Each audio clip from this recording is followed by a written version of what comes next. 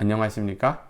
이번 시간에는 발전주의 교육에 대해서 말씀을 드리겠습니다. 이전 시간에 말씀드린 평등주의 교육과 신자유주의 교육, 이러한 부분들은 상당 부분 서양에서 진행이 됐다 우리나라에 넘어온 개념입니다. 그러니까 평등주의가 프랑스 대혁명 이후로 자유민주주의 체제가 도입이 되면서 근대 공교육이 평등주의 기초하에 이루어진 거죠. 그런데 시간이 지나면서 평등주의 교육이 많은 문제점을 발생하게 됐죠. 그게 복지국가 모델의 일환이거든요. 그걸 극복하기 위해서 신자유주의가 나타난 겁니다. 반면에 우리나라는 아주 가난한 나라였고요. 해방 그리고 6.25를 겪고 난 이후에 아주 가난한 나라였습니다.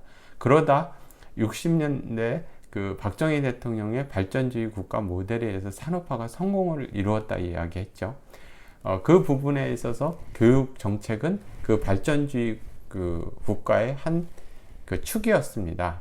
그래서 오늘 다룰 내용은 그 시기에 있는 내용들, 그러니까 산업화 시기에 우리나라 발전주의 교육 모델이 어떻게 형성이 됐느냐에만 초점을 맞추어서 설명을 드리도록 하겠습니다.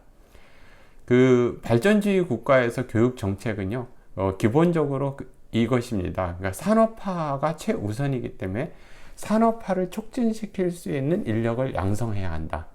이것이 가장 큰 초점이 되는 거죠. 그래서 학교 제도라든지 그 당시에 형성됐던 것은 중학교 때까지는 모든 학생들이 다니고요. 이유는 실업계 고등학교와 일반계 고등학교 이렇게 나뉘었습니다. 일반계 고등학교는 이제 고등 인력을 양성하는 거죠. 나중에 대학을 가가지고. 그리고 실업계 고등학교는 기능 인력을 양성하는 거죠. 이제 산업화 시기에 2차 산업 이러한 제조업 국가 중심으로 해서 나중에 이제 첨단 산업을 가기 위해서 그렇게 산업 전략 그리고 발전 전략을 구성한 거고요. 거기에 맞는 적합한 인력 체계를 공급하기 위해서 그런 고안을 하고 그러한 정책을 하게 된 겁니다. 이런 많은 부분 다른 나라에서 이제 대학 정원을 결정할 때 경제적 수요에 맞춰서, 그러니까 향후에 어떤 산업과 노동시장은 어떻게 될 것이냐 해서 대학 정원을 조정해서 미리미리 걸러내는 그런 나라들이 대부분입니다. 또 한 나라들은 사회적 수요에 맞춰서 원하는 사람은 거의 다 대학에 가게 하는 그런 형태입니다. 그런 나라는 거의 없죠. 지금 현재 우리나라 그렇죠.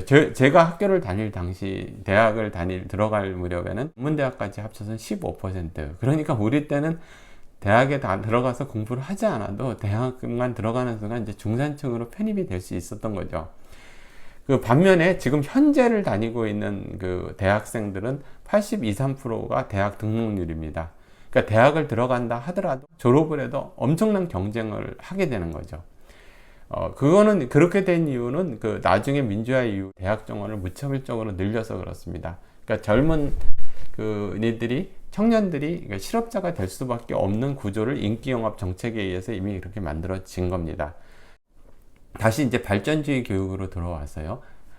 어떻게 말씀을 드렸나요? 발전주의 교육은 산업화를 촉진시킬 수 있는 교육 정책, 그 다음에 인력 체계, 실업계 고등학교, 그 다음에 일반계 고등학교, 실업계 고등학교 나온 학생은 바로 기능인력으로 가거나 2년제 전문대학을 통해서 기능인력이 되는 거고, 일반계 고등학교를 나온 학생들 대학을 통해서 고등인력, 이렇게 해서 산업화를 촉진시킬 수 있는 인력을 양성하는 체계였습니다.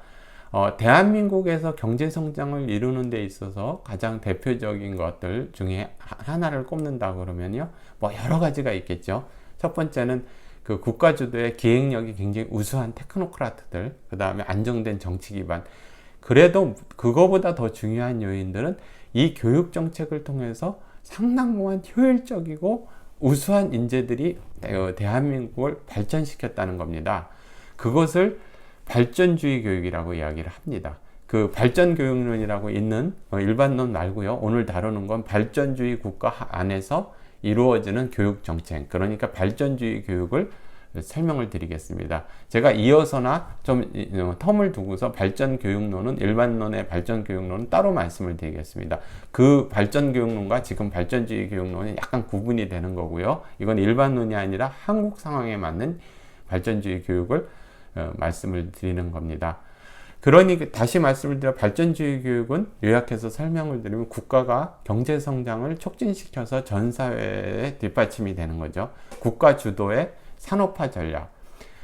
그러한 모델을 채택한 나라는 일본과 우리나라와 대만이 그랬다고, 제가 한국 국가론 시간에 3강을 찾아보시면 충분히 이론적 설명이 될 겁니다.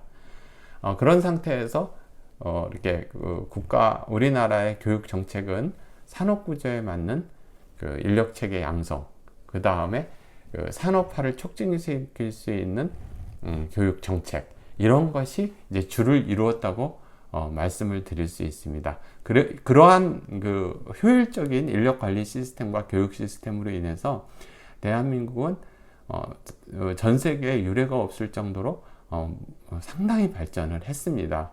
세계 5대 빈국 안에 들어와 있는 나라, 이디오피아, 방글라데시, 아프가니스탄, 남한, 북한, 거기 꼴찌 5등에서 경제대국 10위 안으로 도약을 하는 것이 이런 발전주의 국가 모델이고, 그 내에 있었던 교육 정책, 발전주의 교육 정책, 발전주의 교육이라고 상당 부분 영향을 주었다고 말씀을 드릴 수가 있습니다. 그런데 이제 발전주의 교육 모델이 60년대, 70년대, 80년대까지 굉장히 효율적으로 그 역할을 다 했습니다. 그런데 그 이후에 지도자들이, 제가 한국 국가론에서 말씀을 드린 그 이후에 지도자들이 국가 역할을 제대로 설정하지 못하고 YS, DJ, 노무현, MB 정권 해서 우왕좌왕하면서 나라의 기회를 다 놓쳤다고 그랬죠. 이 인력 체계라든지 교육 정책 부분도 그런 측면이 굉장히 많습니다.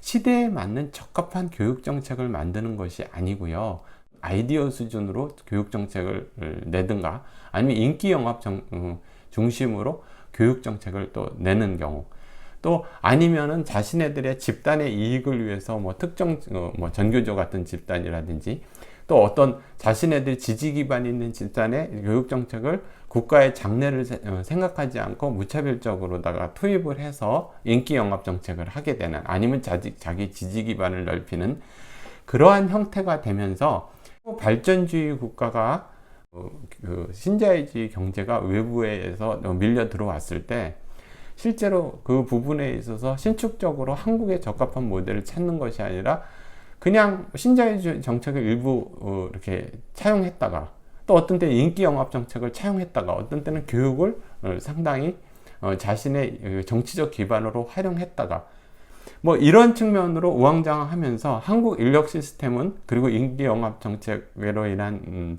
문제들로 인해서 대학 정원율은 82%나 늘려났습니다. 다시 말씀을 드리지만 청년 실업이 있는 문제가 경제 구조의 문제, 여러 가지 문제도 있지만 가장 대표적인 것이 인기 영합에 의한 대학 정원 정책이 가장 큽니다. 그리고 이제 현재에 있어서는 그 특정 집단, 이데올로기 집단에 있는 그 사람들의 현실에 맞지 않는, 그러니까 좌파 모험주의적인 이런 정책이라든지 요구사항이라 그러죠. 정책도 아니죠. 그러한 부분들을 마구 수용을 하면서 자기 지지 기반을 넓히고 학생들을 세뇌화시키는, 그러니까 교육이 실질적으로 제 기능을 전혀 하지 못하는, 그러면 현재 한국 조건에서 딱 맞는 교육 모델은 그럼 어떤 것이냐, 국가 모델을 어떻게 찾아야 하느냐는, 많은 사람들이 실용이라는 것을 강조하는데요. 기초적인 자유민주주의 체제가 무너지고 있는 상태에서 실용을 강조하는 사람들은 정말로 좀 어리석은 사람들입니다. 그러니까 밑빠진 독에 물을 붓는 거고요, 모래사장에다가 물을 또 모으려고 하는 그러한 노력이죠. 그런 거는, 실용은 탄탄한 밑에 체제의 기반, 그러니까 자유민주주의 체제를 갖다 다시 확립을 하고, 그 외에 AI 시대라든지 첨단이라든지 다양화 시대에 맞춰서 기초를 튼튼히, 기초 과학이라든지 기초 학력이라든지 이런 부분을 탄탄히 한 후에 다양성과 자율성을 그 위에 두는 겁니다. 다시 말씀을 드리면 가장 밑바닥에 자유민주주의 체제가 거의 다 무너지고 있는 걸 확고히 확립을 하고요, 그 후에 기초학문과 상당히 견실한 교육 내용, 그런 역사, 과학, 뭐 이런 거에 대한 기초 학문에 대한 확실한 교육, 그런 시스템, 그 외에 첨단 과학이나 응용이나 다양성, 이러한 부분으로 다시 확립을 해야 하는 겁니다. 그것이 나라의 기초를 만드는 것이고, 그리고 그것이 미래를 향하는 것입니다. 결론적으로 다시 말씀을 드리면, 그러니까 우려가 되는 이야기가 무엇이냐면요,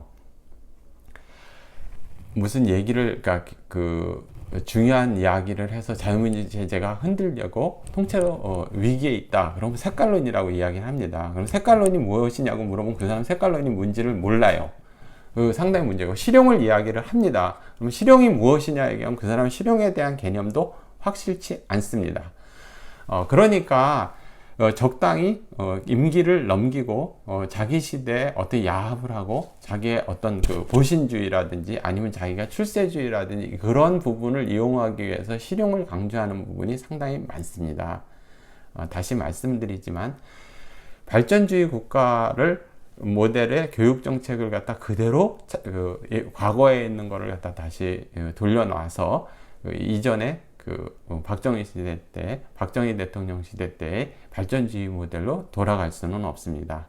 그렇지만요, 분명한 것은 아까 말씀을 드린 탄탄한 체제에 대한 기초, 그 다음에 기초 학문, 그 외 응용과 다양성, 그리고 AI라든지 첨단이라든지 그러한 시스템, 그리고 정치에 휘둘리지 않는 그러한 교육 체제로 다시 나아가야 할 때입니다.